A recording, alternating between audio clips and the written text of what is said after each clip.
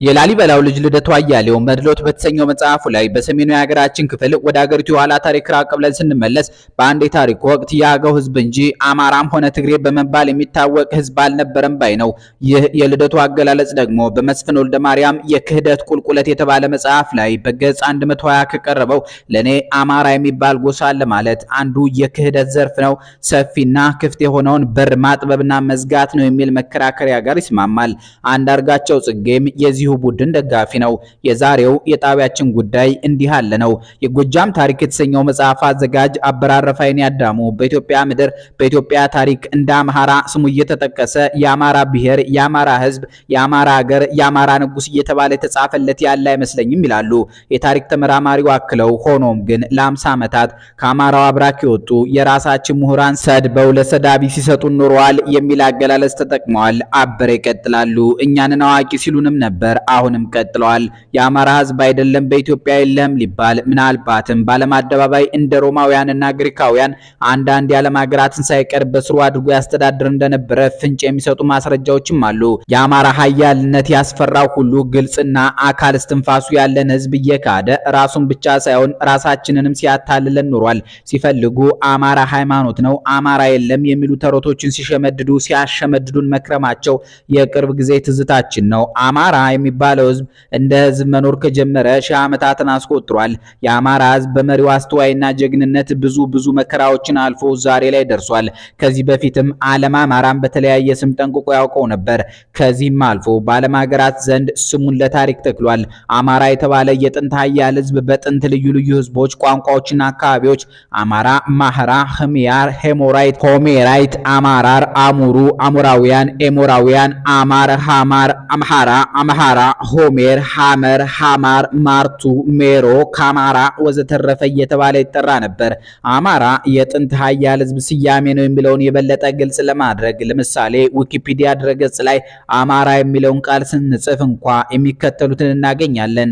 ኢራን ውስጥ በፐርሽ ቋንቋ አመረ ወይም አማራ የሚባል ህዝብ አለ። ኢራቅ ውስጥ በኤፍራጥስና በቲግረስ ወንዞች መካከል ባለው ረግረጋማ ቦታ አማራ ወይም አላማራ የሚባል ከተማ አለ። ነዋሪዎቹ ኃይለኛ ተዋጊ ሲሆኑ ቱርክ ውስጥ ቀደም ብሎ አማራ ተብሎ ይጠራ የነበረ ቦታ አለ። ደቡብ ምስራቅ ሩማኒያ ውስጥና ቦታል በአማራ የሚባል ቦታ አለ። ስፔን ውስጥ አማራ የሚባል ይገኛል። አማራ የተባሉ ኑቢያ ውስጥ የሚገኙ ከተሞች አሉ። በዚሁ ስፍራም አማራር የሚባል ኃይለኛ ተዋጊና የነጻነት ስሜት ያለው ህዝብ ዛሬም በሰሜን ምስራቅ ሱዳን ይገኛል። በተለያዩ የዓለም ክፍሎች በተለይም በሜሶፖታሚያ፣ ግብጽና ሜዲትራኒያን፣ ቀይ ባህር ምዕራብ ማለትም ኢትዮጵያ፣ ሜሮይና ኑቢያን በማካተት እጅግ ስልጡን ሆኖ እንደኖረ የጥንት ሰነዶች ያስረዳሉ።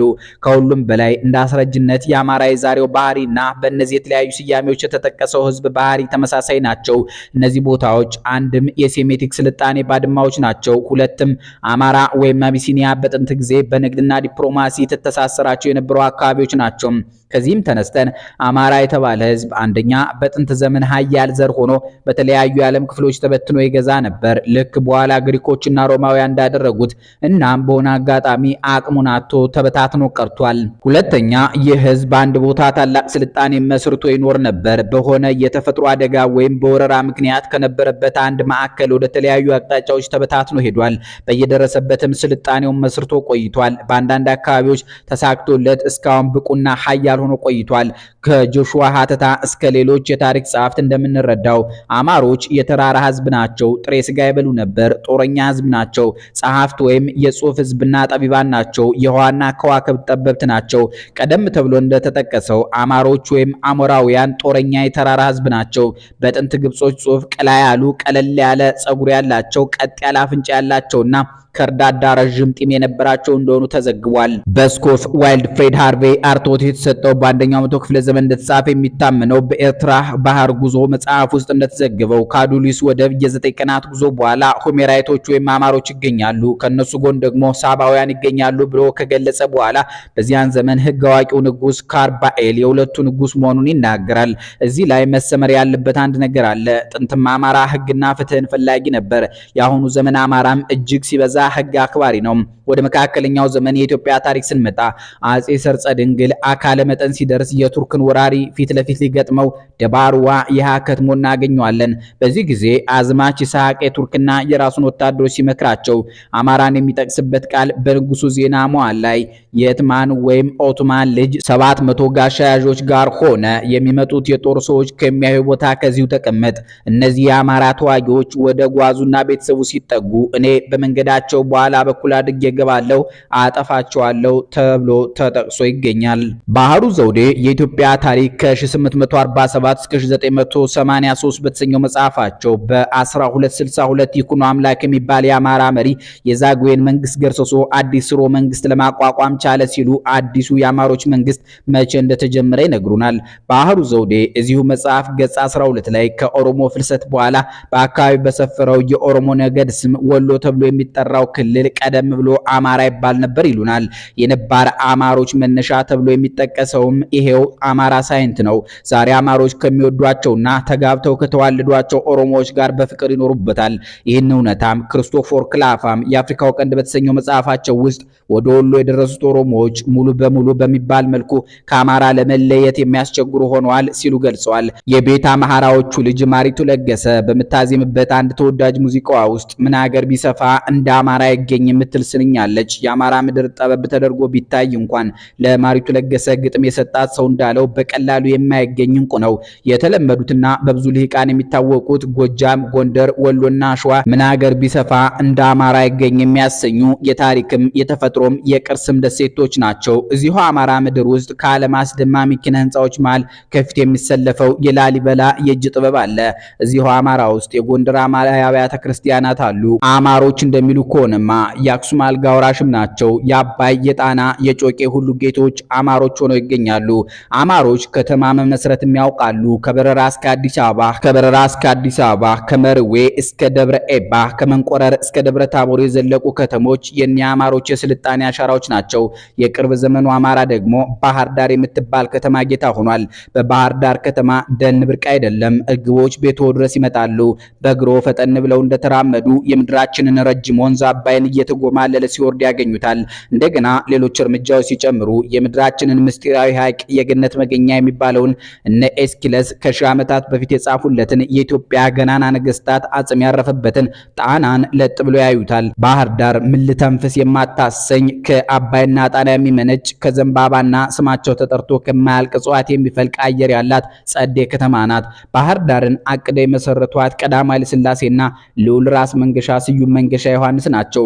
ባህር ዳርን ለማደራጀት ተብሎ ለጀርመን መንግስት ደብዳቤ ተጽፏል። የአውሮፓ ስልጣኔ ቁንጮቹ ጀርመኖችም ውቧን ከተማ አልመው ለዚህ አብቅተዋታል። ቀዳማዊ ኃይለ ሥላሴ ባህር ዳርን እንደ ሁለተኛ የኢትዮጵያ ዋና ከተማ ይመለከቷት እንደነበረ ተጽፏል።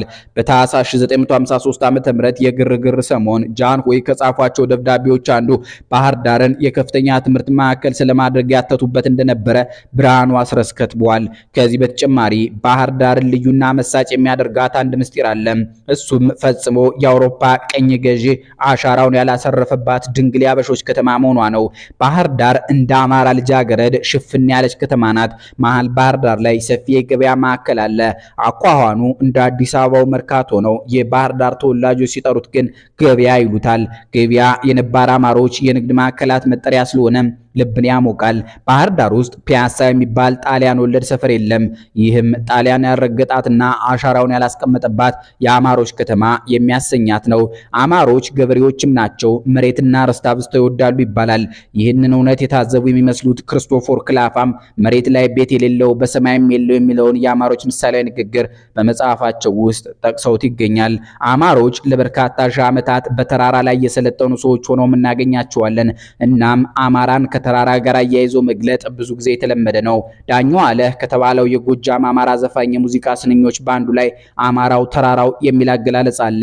ለመንግስቱ ኃይለማርያም የትኛው አማካሪያቸው ጽፎ እንደሰጣቸው ባይታወቅም በመጨረሻው የስልጣን ዘመናቸው ስለ አማራ ያነበቡት ረጅም ጽሑፍ ላይም አማራ ማለት በተራራ የሚኖር ህዝብ ነው የሚል ነገር ተደምጧል። በዘመነ መሳፍንት ጊዜ በትግራይ አድርጎ በጎንደር አልፎ ጎጃም ለረጅም ጊዜ የኖረው አርኖ ሚሼል ዳባዲ የተባለ የፈረንሳይ ሰው ያንን ቆይታውን የሰነደበትን መጽሐፍ መጽሐፍ ወደ አማርኛ የተረጎመችው ገነት አየለ አንበሴ በኢትዮጵያ ከፍተኛ ተራሮች ቆይታዬ የሚል ርዕስ ሰጥተዋለች። ተራራ የዚያ ህዝብ መለያ ሆነ ማለት ነው። ኢትዮጵያ ራሷ የተራሮች ሀገር ናት። እነዚህ ተራሮቿ እንደ እንግሊዝ ካሉ አደገኛ ቅኝ ገዢዎች ሳይቀር ሲታደጓት እንመለከታለን። ማርከስ የተባለ የውጭ ሀገር ዜጋ ሎንዶን የሚገኘውን የእንግሊዝ የቅኝ ግዛት ሰነድ አጣቅሶ እንደጻፈው ኢትዮጵያን በጦር ኃይል መያዝ ይቻላል፣ በቅኝ ግዛትነት ማስተዳደር ግን አይቻልም የሚለው እምነታቸው የመነጨው ከሶስት መሰረታዊ ምክንያቶች ሆኖ ዋናው ግን ለሽምቅ ውጊያ አመች ሆነው ሰበርባራ መሬት፣ ቴክኖሎጂ ያየለበት ጠመንጃ ይዞ ለሚወራት የውጭ ጦር የእግር እሳቱ የሆኑ ልጆቿን የሚያስጠልል መሆኑ ነው። አማሮች የዚህ ተራራና የነጻነቱን ብርት ናቸው። አማሮች ውሃና የውሃ አካላትን አብዝተው ይወዳሉ። ቀይ ባህር ከኢትዮጵያ በራቀ ጊዜ ከኢህአዴግ ጋር ይተናነቁ የነበሩት አብዛኞቹ ልሂቃን አማሮች ናቸው። ለአማሮች ውሃ ጸበልም ህይወትም ነው። ይህ የአማሮችና የውሃ አካላት ፍቅር ከጥንቱ የካርቴጅ ስልጣኔ ባለቤትነታቸውና ከሜዲትራኒያን ባህር እስከ ህንድ ውቅያኖስ ተቆጣጥረውት ከነበረው ሰፊ የንግድ መስመር ጋር የተገናኘ መሆኑን ምስጋናው አንዱዓለም ጊዮናዊ የአማራ መነሻና መዳረሻ በተሰኘው መጽሐፋቸው ውስጥ አስፍረውት እናገኘዋለን።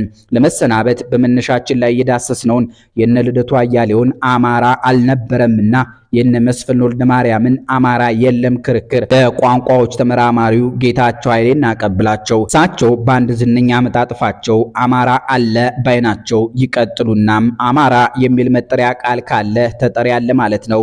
ተጠሪው ዘመድ አማራ ነው። አማራ የሚባል ዘመድ የለም ከተባለ ስሙ የተፈጠረው ማን እንዲጠራበት ነው።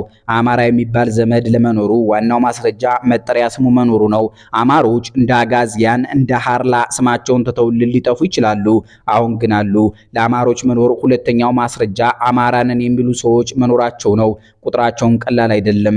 አማራውን አማራ ነኝ ካልክ የለህም you don't exist አይሉትም፣ ቢሉትም ይኖራል።